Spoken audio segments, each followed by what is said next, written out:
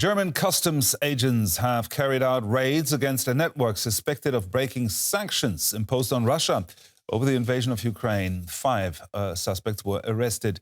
The raids were carried out in cooperation with Germany's Foreign Intelligence Service, the BND. Anti-W political correspondent Julia Sardelli joins me now with more details. Julia, what more can you tell us?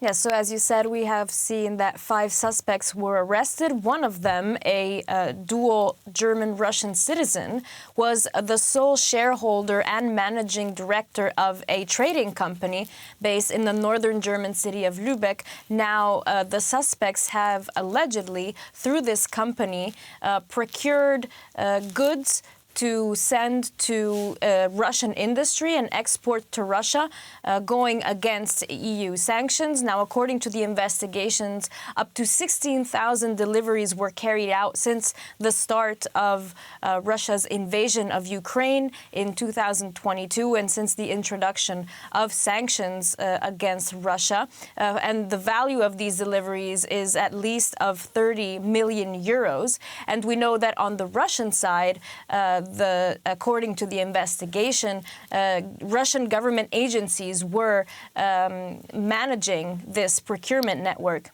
and that at least 24 arms companies in Russia had been on the receiving line of these exports. Now, we heard from the prosecutor's office, who told us that it's enough for arms companies in Russia to be the recipients of any kind of good for this to be a violation of the sanctions. And they also told us that some of these sanctioned goods that have been exported to these companies in Russia amounts to things like electronics. We don't know many more details about what exactly these goods are, but we know that also dual-use goods, so-called dual-use goods to Russia are sanctioned. These are objects, goods that aren't necessarily weapons, but that can be repurposed and used to then actually build weapons. So this was quite a complex operation. We know that this one individual who was managing this one trading company was also using a shell company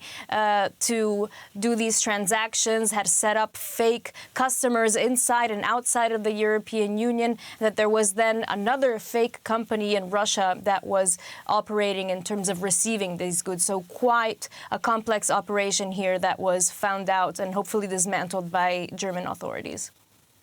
Thank you very much for this update, Julia Sardelli there.